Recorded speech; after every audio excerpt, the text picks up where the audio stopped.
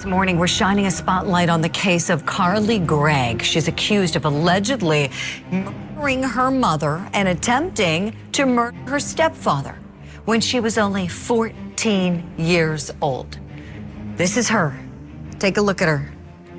She's now 15, and she was seen in court on Tuesday waving to somebody from her seat. Carly did not give her mother a chance to understand why she wanted her dead. She just pointed a firearm at her face and shot her 3 times. Then, she called her bestie to see her accomplishment. She was proud, and she wanted company for when her dad got home. She was going to off him, too. Carly had once been named Student of the Year in the quiet town of Brandon, Mississippi. Now, she was a monster in all the headlines. No one knew what had happened. As her trial is still ongoing, people are trying to piece together just what went on in Carly's mind to commit such an atrocity. But with a case so shocking and depraved, it's hard to find sense. Let's see if we can understand the tragic story and if we can honor Ashley Smiley by keeping each other safe. On a warm afternoon on March 19, 2024, Carly and her mother Ashley returned home together from Northwest Rankin High School, where Ashley taught math and Carly was a student. It was about to be another chill day at home as far as Ashley was concerned, until her husband got back. Perhaps they would go out that night, have a relaxing date, but Ashley never got to see her husband again. What happened next was captured by the family's home surveillance system, revealing a sickening sequence of events that would destroy their family forever. As Carly took the dogs outside, Ashley entered her daughter's bedroom and began removing some items. It's unclear what she was taking, but this action apparently triggered something in Carly. When she discovered what her mother was doing, Carly retrieved a .38 caliber revolver from her mother's bedroom. In a haunting moment caught on camera, Carly concealed the weapon behind her back as she approached her own bedroom. What happened next was unthinkable. Carly entered her room, pointed the revolver at her mother, and fired 3 times. Ashley was struck twice in the face and once in the chin, taking her life in an instant. Ashley did not have time to even realize what was going on. She did not have time to ask her daughter why, or even plead for her life. But the horror did not end there. You see, unlike other teenage killers we've covered in the past, Carly didn't go into a state of shock and did not regret what she'd just done. Instead, she took her mother's cell phone and, impersonating Ashley, sent text messages to her stepfather, Heath, trying to determine when he would return home. She was going to take his life too, or at least that's what she thought. Things got even creepier. Carly then reached out to a female classmate, one of her BFFs, telling her there was an emergency and asking her to come over. When the friend arrived, Carly asked her a chilling question. Have you ever seen a dead body? When the friend said no, with a slight question mark at the end, Carly led her to the bedroom, where she showed her Ashley's lifeless body and the revolver she had used. I asked her if she had ever seen a dead body before. She said no. Proceeded to show her deceased mother that was in the bedroom. Showed the gun that she used to shoot her mom. Told Gregg that she had 3 shots for her mom, and then she got 3 more for her stepdad. Imagine witnessing this. These girls were 14 years old. How do you process this scene at that age? Carly's friend was frozen. She didn't know what to say or do. So Carly continued talking. She explained that she had fired 3 rounds into her mother and that it was not a coincidence. She knew she still had 3 left, rounds she intended to use on her stepfather. She instructed her friend to wait in the back of the house until Heath came, and she unalives him too. So her friend did, terrified but unable to make any other decision at that point. Approximately 45 minutes after killing her mother, Carly's plan to complete her deadly mission was set in motion. As Heath Smiley entered the house, he was confronted by Carly, standing in the kitchen, revolver in hand. She fired 3 times, striking Heath once in the shoulder. Despite his injury, Heath managed to fight back, disarming Carly and causing her to flee the scene.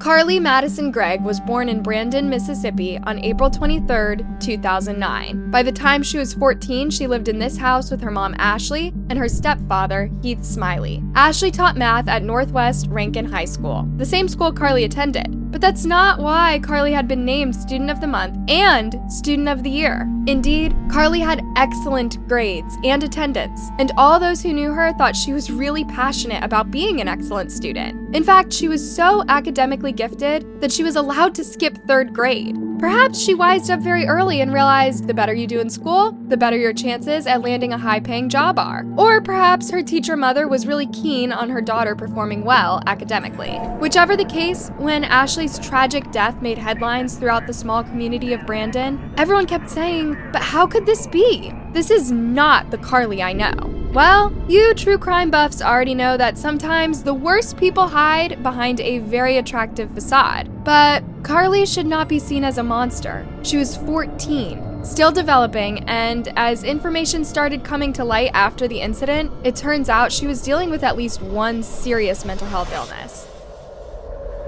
This morning, we're shining a spotlight on the case of Carly Gregg. She's accused of allegedly murdering her mother and attempting to murder her stepfather when she was only 14 years old. This is her. Take a look at her. She's now 15, and she was seen in court on Tuesday waving to somebody from her seat. Carly was found about half a mile from the house and taken into custody, together with her BFF. It was her injured stepfather fighting for his life who had called 911 and revealed the awful truth. She was charged as an adult with first-degree murder, attempted murder, and tampering with physical evidence. If convicted, she faces up to life in prison for the murder charge, 20 years to life for attempted murder, and 10 years for tampering with evidence. The legal proceedings that followed have been complex and ongoing. All rise. Circuit Court of Gregg is now in session. The Honorable Henry Arthur presiding. All right, please be seated. All right, we're here by way of pre-trial conference checklist, which means that the defendant has rejected any recommendation from the state. For the record, what was the last recommendation of the state of Mississippi? Here, the state recommended 40 years in the custody of Mississippi Department of Corrections and agreed to null cross counts 2 and 3 of the indictment. Again, there were fines and no contact and things like that. All right, Ms. Gregg, did you receive that recommendation of 40 years? Yes, sir. And it was your choice and your choice alone to reject that recommendation. Yes, Your Honor. In August 2024, Carly rejected a plea deal offered by the state, which would have seen her plead guilty to murder in exchange for a 40-year prison sentence and the dismissal of the other 2 charges. By choosing to go to trial, Carly now faces the possibility of much harsher sentences if convicted. You know, if she proceeds to trial, count 1, what's the potential sentence? Life, If the jury fails to affix the sentence at life, what's the sentencing range? 20 years to 40 years. All right, and count 2, what's the potential sentence?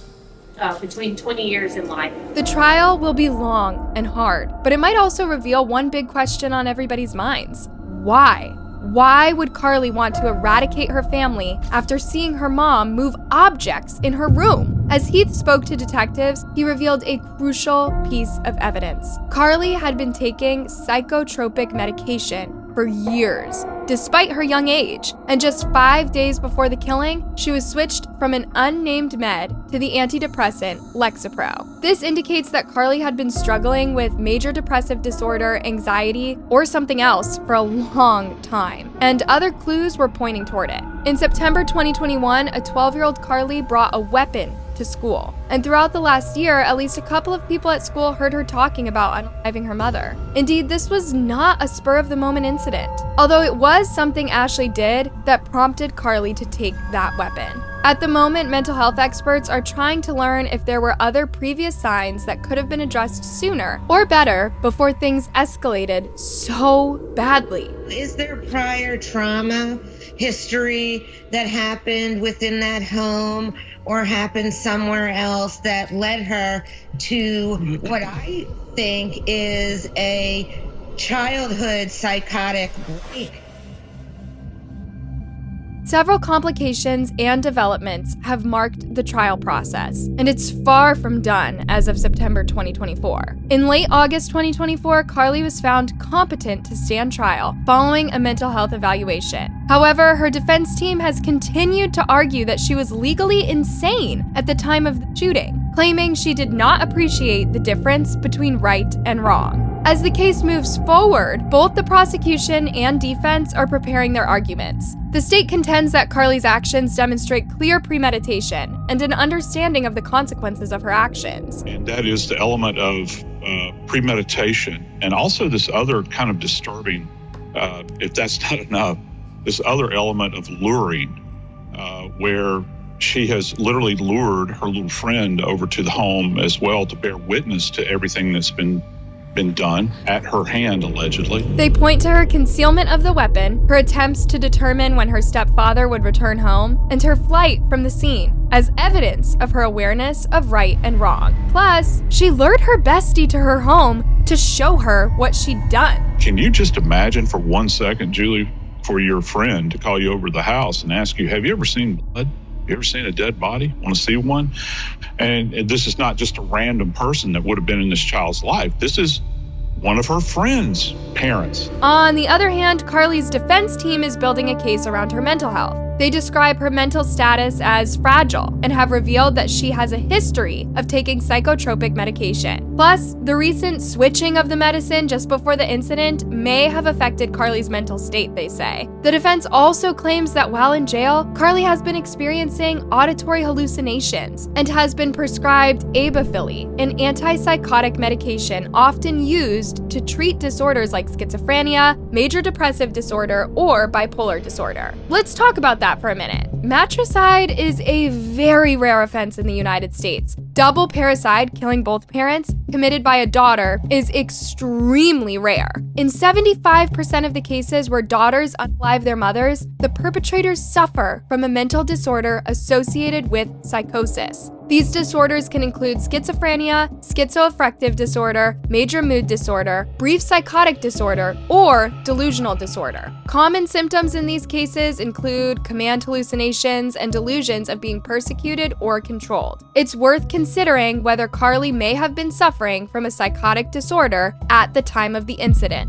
The fact that her mother's act of moving objects in her room seemingly triggered such an extreme and violent response could potentially suggest an underlying mental health condition, possibly involving paranoid delusions or disordered perceptions of reality. Even if Carly was experiencing symptoms of a psychotic disorder, this does not diminish the gravity of her actions or absolve her responsibility for taking an innocent life. And we need to determine what was going on in her brain during that time. That's why the psychological evaluation is so important. And it's odd that the lawyer has not been able to schedule this yet. The case of Carly Gregg serves as a stark reminder of the critical importance of recognizing and addressing mental health issues in children and teenagers before they escalate to violence. Several potential warning signs were present in Carly's case, though it's unclear how apparent they were to those around her before the tragedy occurred. Prosecutors alleged that Carly had bought contraband, possibly a knife, to school in September 2021. This incident, if true, could have been an early indicator of potential issues. Some of Carly's acquaintances reported that she had talked about killing her mother before the shooting. It's crucial to take such statements seriously, even if they seem like idle talk or jokes. Too many times, we hear that a killer's teenage classmates did not take them seriously, the dozens of times they spoke of murder. But then you look at all of the language that she used and what she was telling other students, that how much she hated her mother, that she was going to kill her. So when you take those words, these are the thoughts that has been percolating through her head, and this is what we call preeminent violence. When they start sharing this language to other people, are precursors of carrying out this violent act. And that's why it's so important to take it seriously. The first time, not the second or third time, and where they think maybe she's feeling angst towards her mother. The fact that she said, I want to kill my mother multiple times, take her at her word. When are we going to learn, Julie? When are we going to stop and start taking action? While the details of Carly's mental health history have not been fully revealed, it's clear that she had been prescribed psychotropic medication. This indicates that there were recognized mental health concerns prior to the incident. The change in Carly's medication just days before the shooting is a significant factor. Abrupt changes in medication can sometimes lead to unexpected side effects or behavioral changes. Was it depression? Was it some kind of schizophrenia? All of those things would be super rare in someone that's 14 years old to be experiencing them so intensely that they need medication.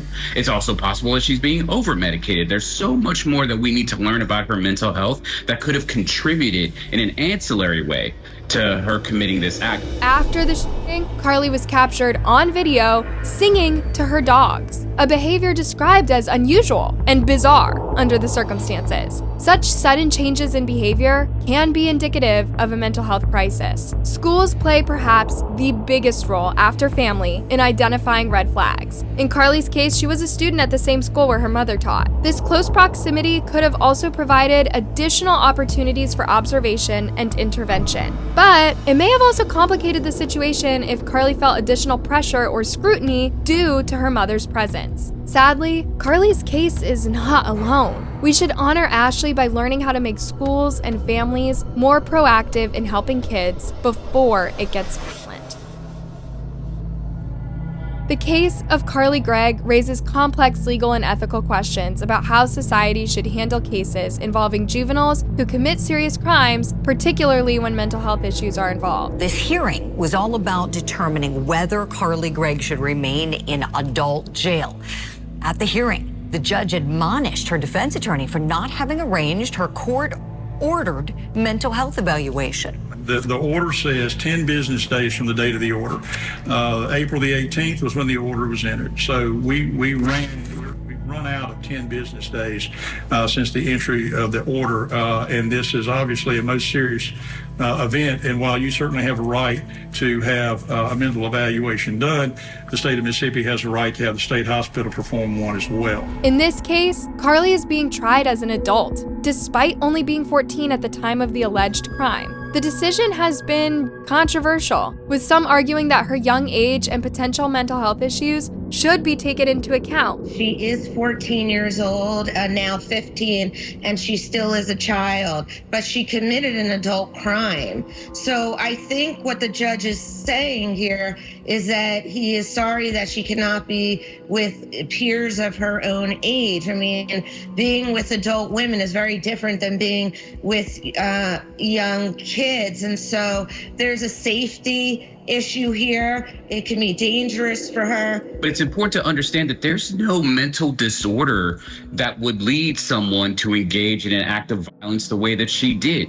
Now, there could be an argument could be made about the medication that was changed, and yes, there has been suicidality associated with teenagers and using antidepressants, but it's not homicidality. On top of that, this psychology expert explains that the prosecution and defense use various tactics to obtain their goal, and they can often be manipulative. When you think about the jury and they're looking at this young child, they're trying to decipher what the attorneys were trying to stage. In other words, this young little girl, they have probably young children and teenagers themselves. Do they look like this when they go to school? So the fact that they put her in this little jumper with a Peter Pan collar, I feel is overplayed, staged, and appears manipulative. Indeed, it's hard to overlook that Carly looks very young, perhaps even younger than 15, her age now. Putting her in kids' clothing can tilt the jury to the defense's side. As we reflect on the tragic case of Carly Gregg, it's important to remember the victims of this heartbreaking incident.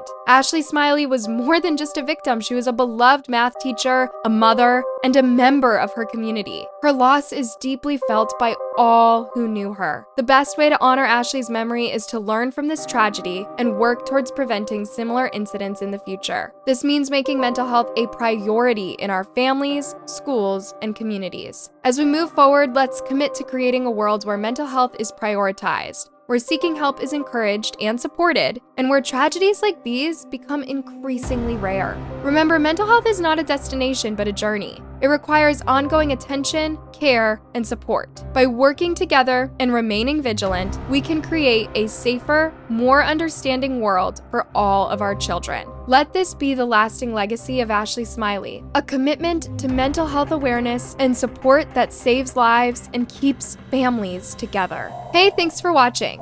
Share your thoughts on this tragic case and similar stories you know down below in a comment. And before you go, you know the drill. Like, subscribe, and hit that bell button. Cool. Catch you soon.